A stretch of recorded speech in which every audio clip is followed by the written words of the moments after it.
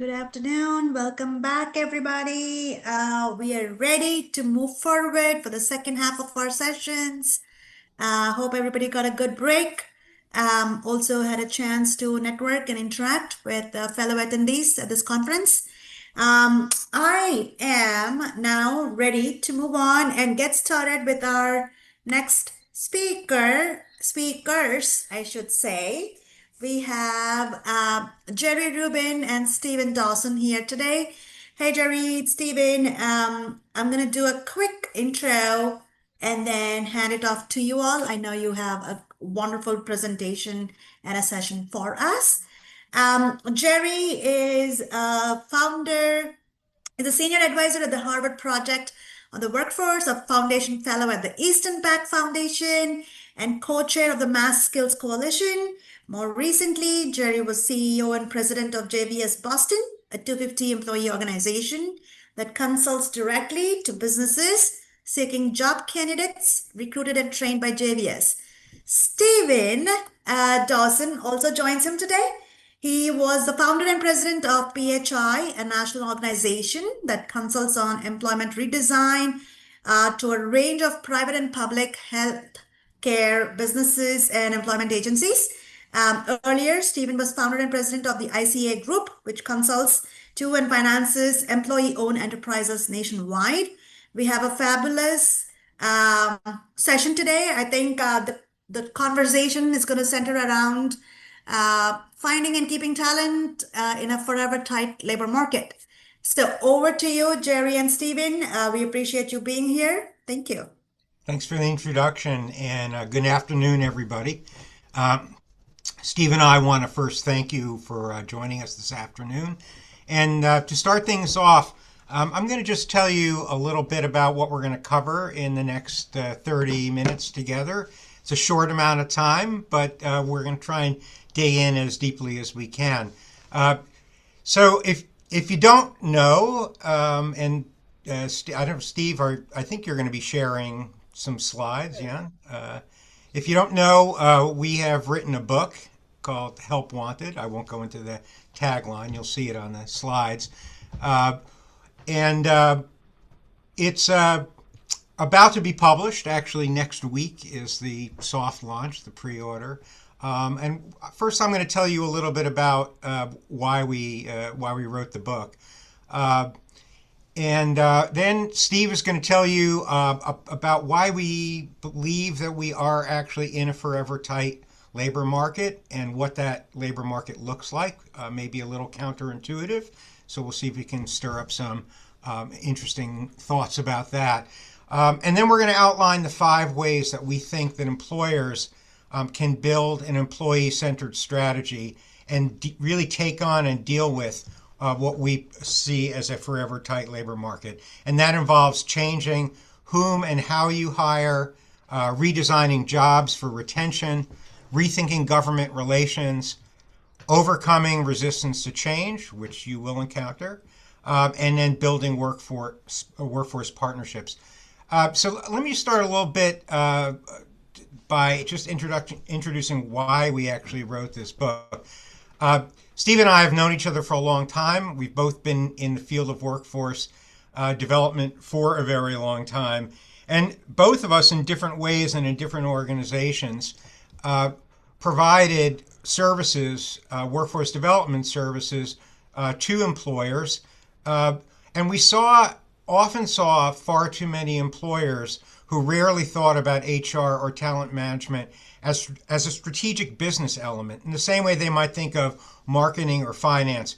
But HR more typically was seen or is seen as a transactional element, keep costs of talent as low as possible, and to make sure the companies followed the law and got everybody paid. So if the labor market was loose, this could work, and employers could pick and choose or not. But the moment the labor market tightened, employers really struggle to find and keep talent.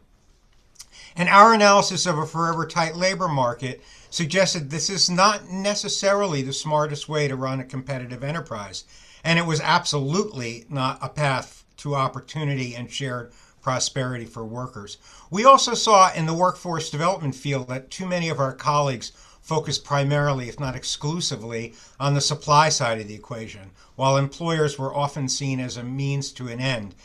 We felt like that didn't make a whole lot of sense. They needed to focus much more on employers and understand what employers actually needed in order to be successful. And to be really impactful with employers and in turn workers, workforce development providers need to become trusted providers of workforce development advice and services. So, a little bit of background on what motivated us, and now I'm going to turn to Steve to tell you what the forever tight labor market is. Steve, take it away. Okay, thank you, Jerry. Good afternoon, everyone. So the U.S. labor market is indeed a market.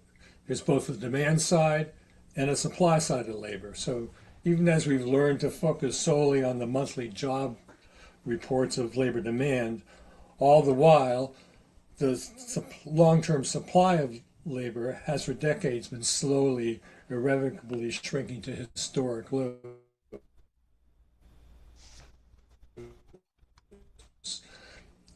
It's like we've hyper-focused on the economic work. This slowing of the labor market, slowing of the labor supply, explains why, except for the global pandemic, the unemployment rate has remained close to 4% for the past decade, compares to the prior decade of 2005, 2015, when the unemployment rate averaged 7%. This constriction in the supply of labor has two profound causes. The first is simply that the rate of the U.S. population growth is slowing, primarily because the U.S. is simply population at break even. U.S. women should bear on average 2.1 babies, but currently that rate is just about 1.6 and falling. The second reason for the slowing of the labor supply is worker participation rate is falling at the same time. Now, participation rate is the percentage of individuals 16 and older who are either have a job or are actively looking for one.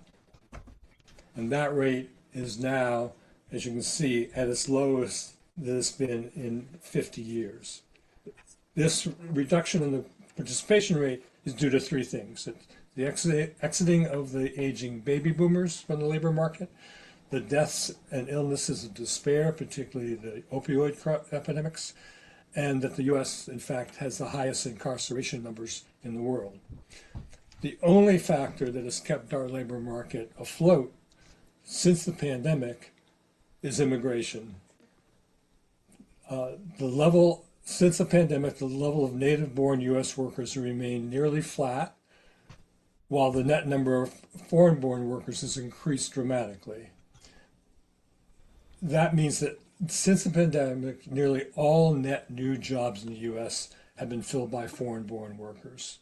However, most recently, we are witnessing the dramatic reversal in U.S. immigration policies. And in fact, since the beginning of 2025, the U.S. has already experienced a net loss of 1.2 million foreign-born workers.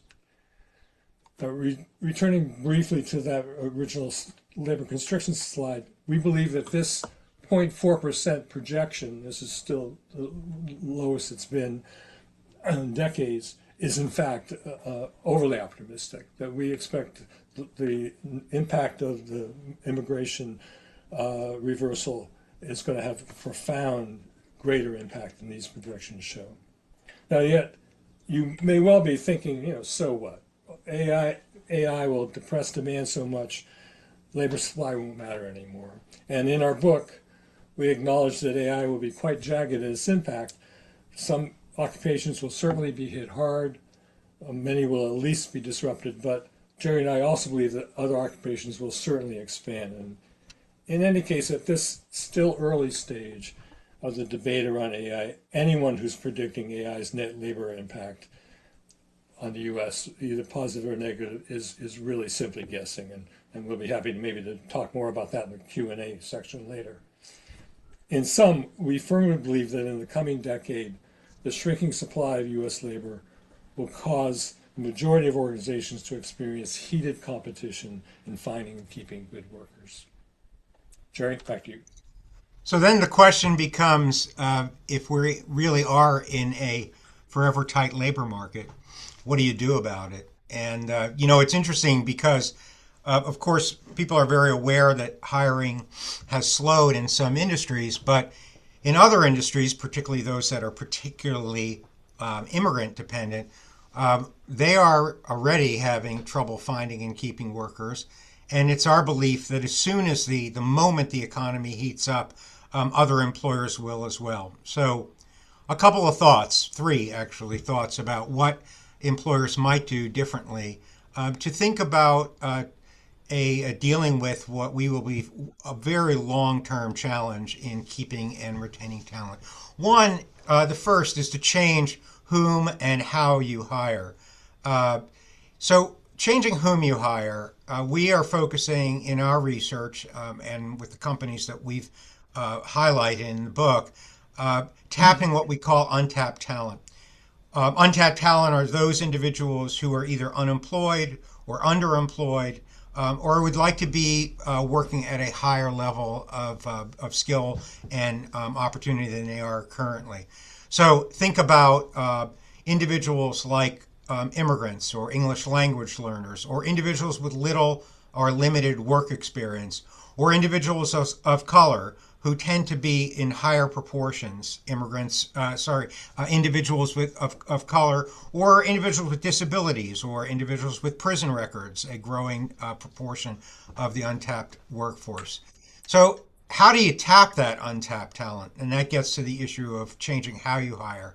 So moving away from applicant tracking systems, or what we consider to be the automation of the hiring system, is really an important undertaking. As you probably are well aware, ATS systems are really dominating, particularly now with AI-adjusted ATS systems.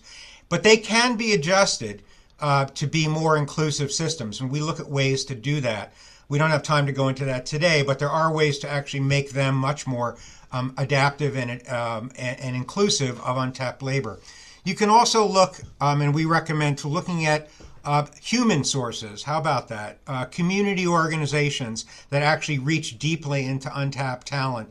And even your own workers, a remarkably underutilized resource in American corporations, a falling use of that resource that we've seen. But loyal employees are the best way to recruit new employees, particularly into their social network. And then the third and last is what's referred to as skills first talent management, which is to emphasize skills rather than simply rely on degrees and credentials. And of course, sometimes that's not possible because degrees and credentials are required, and they may actually be required by law. But the notion here is that you would lean more heavily into individuals that can actually do the work rather than onerous job descriptions that rely on degrees and credentials as a way of thinking about ability to do the work. So those are our three approaches that we go into quite some detail. And now Steve is going to talk about, okay, you found this untapped talent. You've gone through the trouble of rethinking how you find them and hire them. How do you keep them? So Steve, if you want to talk a little bit about retention and job redesign. Yes, I do. So how do you keep workers that you thought so hard to find? And the answer is by designing jobs that are competitively attractive within your labor market. But instead of going out and hiring an expensive OD consultant, we strongly in the book recommend that you first start with a ground-up strategy where you just simply go out and talk to your workers. You ask them what's important. Ask them why they like their jobs, why they don't like their jobs.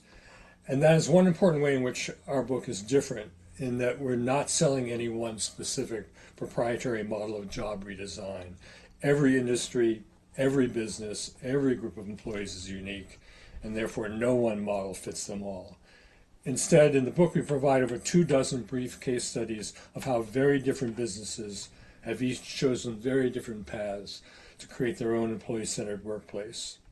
And instead of a single model, we provide in the book a general framework that we call a job quality hierarchy, more like a menu than a mandate.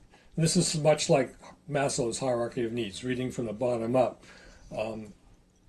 Explore the most important needs first. So within your own organization, thinking about what is foundational, certainly wages and benefits, certainly worker safety issues, for example, and next level, how can you support your workers? For example, retraining your supervisors, since we know that workers often don't quit their jobs, they quit their bosses.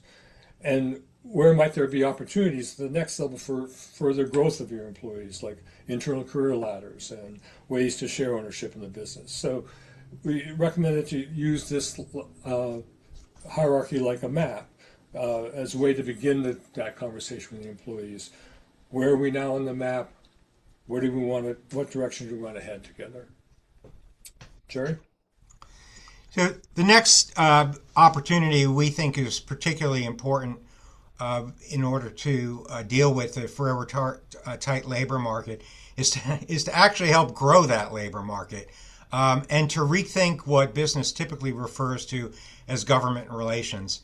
Now, I think both of us are well aware, and I think all of us have heard this many times, that the business community may believe, and businesses may believe, that social issues are not their responsibility, and there's an argument to be made there.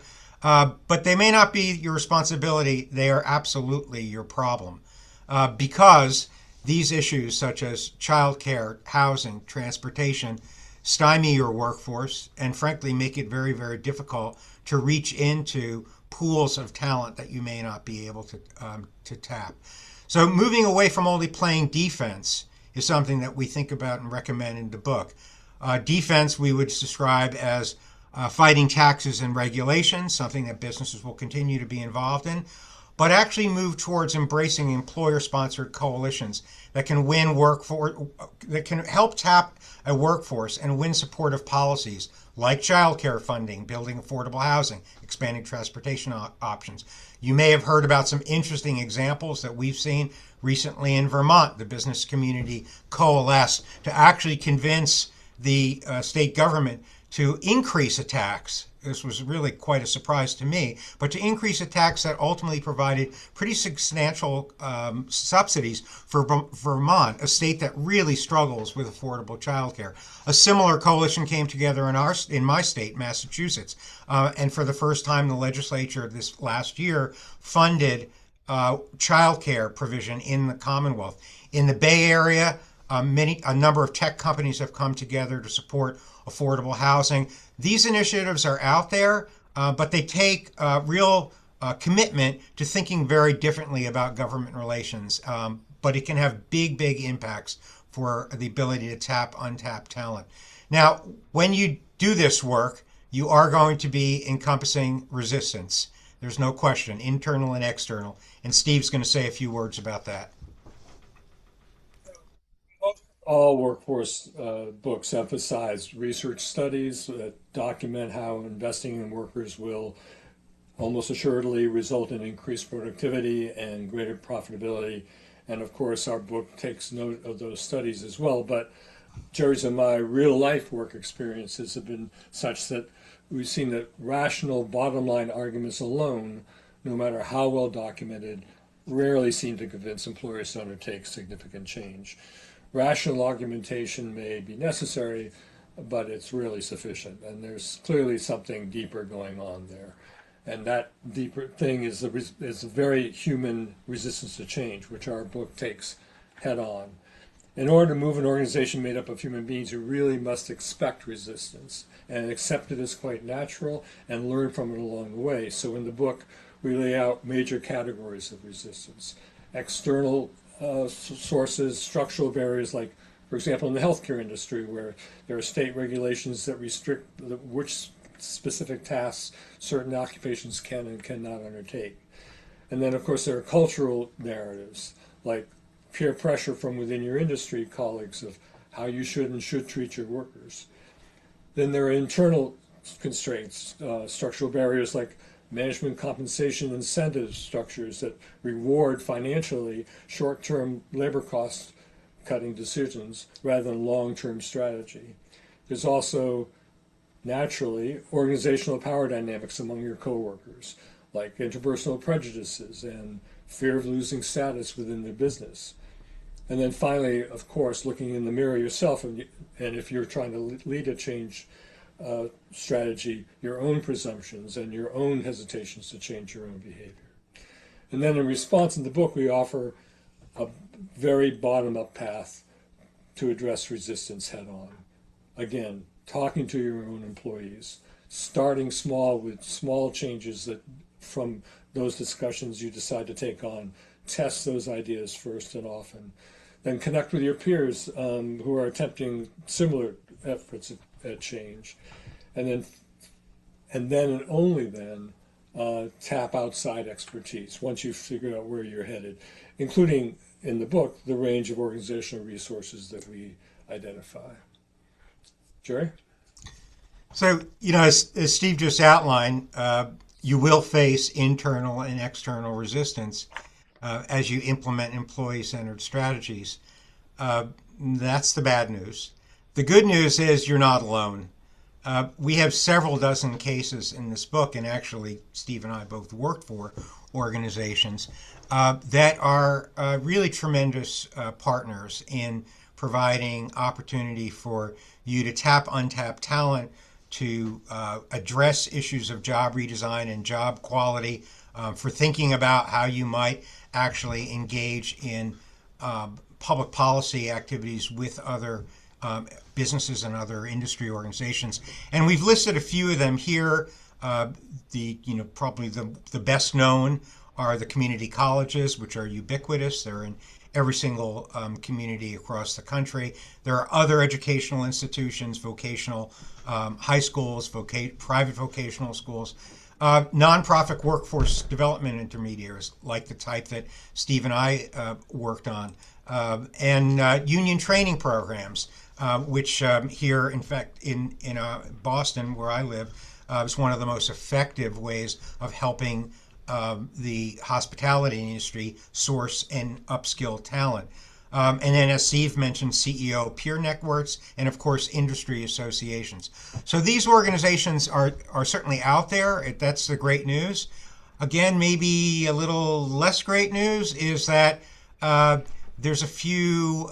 They take a lot of work. They absolutely. Now, every region is different. Every city is different. The partners that we outline in the book, even though they are located from West Coast to East Coast and across the country, are not in every location where you may be, but they are out there. And one recommendation, we have 4 pretty practical recommendations that we drew from the companies that we spoke to who have developed strong partnerships. One is pretty obvious, which is to rely on peers for partner recommendations. If one of the organizations that we've outlined in the book happens to be in your backyard, go run for them, because we vetted them. We feel pretty strongly that they're quite good. We vetted them really by talking to the employers that use them. But your peer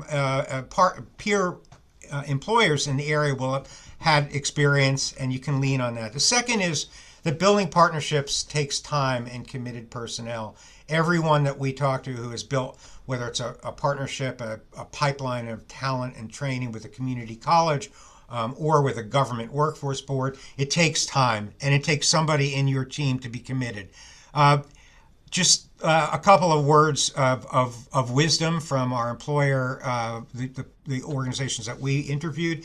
If a potential partner overpromises, look out, because it's very possible, in fact, very likely, that they may underdeliver. You want to focus on an organization that can't do everything or doesn't say it can do everything. And then lastly, if a potential partner is working with you and they spend most of their time talking about their services and ask you very few questions about your organization and its challenges, run in the other direction, because that is a real recipe for disaster. So, Steve, if you could just go to the last slide. I want to, before we turn it to questions, we gave you just a very surface taste of the strategies for an employee-centered workplace.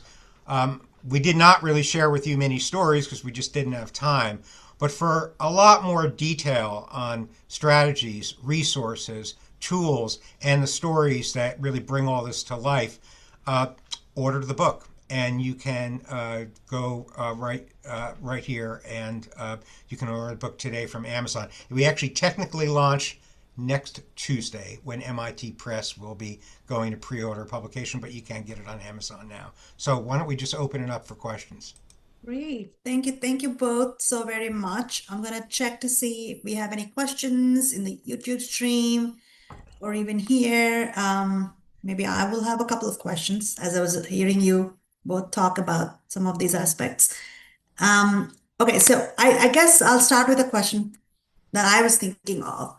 Um, we know that when AI is used to automate repetitive work, right? So there's a fear that it kind of creates a dead end for entry level junior roles that possibly can be full time. That will be like a future pipeline for leadership roles, right? So if AI is coming and taking away those entry level opportunities, right?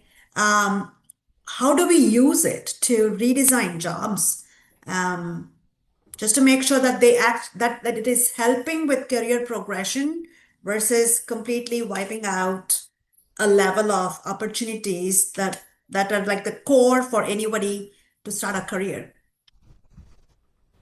Well, within a particular business, clearly the best way to do that is again to d- design bringing in AI by working with the employees who are there. That if management or the shareholders or the board are insisting on inserting AI into the work process, and it's introduced top down, then it's certainly going to not work as well, but also going to really miss out on the great opportunity of having AI augmenting the quality of these entry level jobs. So it's really consistent with what we continually Right. say in the book. It's a bottom up strategy of design. I Okay. think we also feel again strongly that there may be fewer entry level jobs created, like say in a law firm, there'll be Mm-hmm. fewer Mm-hmm. junior paralegals, etc.